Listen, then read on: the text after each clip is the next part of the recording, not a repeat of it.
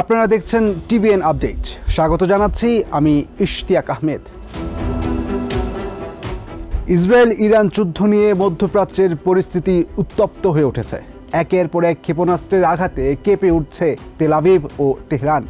ইসরায়েলের অত্যাধুনিক ক্ষেপণাস্ত্র প্রতিরক্ষা ব্যবস্থা আয়রন ডোম ঠেকাতে পারছে না ইরানের শব্দের চেয়েও দ্রুত গতির ক্ষেপণাস্ত্র। ইরানের ইসলামিক রেভলিউশনারি গার্ড কোর IRGCর প্রধান মেজর জেনারেল হোসেন সালামিকে গত 13 জুন অতর্কিতে হামলা চালিয়ে হত্যা করে ইসরায়েল। তারপর থেকেই দুই দেশের ভেতরে শুরু হয়ে যায় ক্ষেপণাস্ত্র ও ড্রোন দিয়ে পাল্টাপাল্টি হামলা।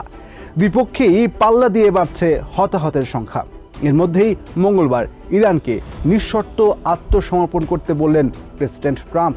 তেহরানের সব বেসামরিক বাসিন্দাদের শহর ত্যাগ করতে বলে এক সতর্কবার্তাও জারি করেন প্রেসিডেন্ট।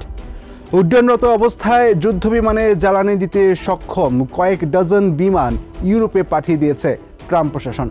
আমেরিকান সেনা ঘাঁটি প্রতিরক্ষায় নিয়োজিত যুদ্ধ বিমানগুলোকে সহায়তা করতেই এই ব্যবস্থা। এছাড়া দূরপাল্লার বোমারু বিমান যাতে অনায়াসে ইরানের পারমাণবিক স্থাপনাগুলোতে হামলা চালাতে পারে সেজন্য সহায়তা করবে জ্বালানি বহনকারী বিমানগুলো।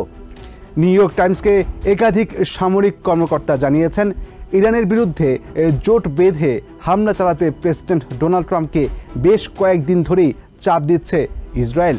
ফোর্ডো নামের ইরানের একটি গুরুত্বপূর্ণ পারমাণবিক স্থাপনার উপর হামলা চালাতে আমেরিকার সহায়তা চায় ইসরায়েল। তবে এই হামলা হলে ইরান সমর্থিত হুতি বিদ্রোহীরা লোহিত সাগরে মালবাহী জাহাজগুলোতে আবার হামলা শুরু করবে বলে আশঙ্কা করছেন নিরাপত্তা বিশ্লেষকরা।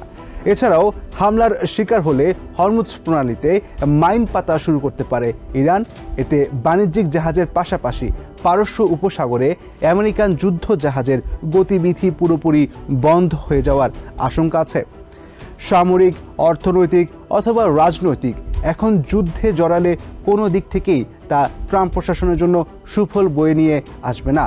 তাই সব দিক বিবেচনা করে ইরানের বিরুদ্ধে সামরিক হামলা চালানোর জন্য ইসরায়েলের সাথে জোট বাঁধতে খুব একটা আগ্রহ নেই আমেরিকান সামরিক বাহিনীর হর্তাকর্তাদের। তবে প্রেসিডেন্ট আদেশ দিলে ঝাঁপিয়ে পড়তেই হবে সেনাদের। চলমান এই ঘোলাটে পরিস্থিতির ভেতরে সামরিক বাহিনীর বরাত দিয়ে নিউ ইয়র্ক টাইমস জানায়, মধ্যপ্রাচ্যে আমেরিকান সেনা ঘাঁটিগুলোতে হামলার জন্য ক্ষেপণাস্ত্র ও অন্যান্য যুদ্ধাস্ত্র প্রস্তুত করছে ইরান। মধ্যপ্রাচ্যে আমেরিকার কমপক্ষে 19টি সামরিক ঘাঁটি আছে। সেখানে মোতায়েন আছে 40 থেকে 50 হাজার সৈন্য। ইরানের ক্ষেপণাস্ত্র হামলার সক্ষমতা এখন ইসরায়েলের পাশাপাশি আমেরিকারও মাথা ব্যথার কারণ হয়ে দাঁড়িয়েছে। গোপন গোয়েন্দা তথ্যের ভিত্তিতে জানা গেছে, ইরানের বিরুদ্ধে সামরিক হামলা চালানোর জন্য ইসরায়েলের সাথে জোট বাঁধলেই মধ্যপ্রাচ্যে আমেরিকান সেনা ঘাঁটিগুলোতে হামলা শুরু করবে ইরান। ইরান যে দাঁত ভাঙা জবাব দিতে দ্বিধা বোধ করবে না তা এর মধ্যেই জানিয়ে দিয়েছেন দেশটির পররাষ্ট্রমন্ত্রী আব্বাস আরাকচি।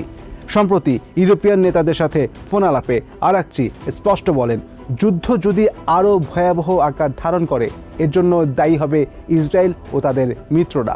আমেরিকার একাধিক সামরিক কর্মকর্তা জানিয়েছেন, মধ্যপ্রাচ্যে আমেরিকান সেনা ঘাঁটিগুলোতে হামলা চালাতে কোনো প্রস্তুতির দরকার হবে না ইরানের, কারণ তেহরান এর মধ্যেই তাদের ক্ষেপণাস্ত্র সক্ষমতার প্রমাণ দিয়েছে।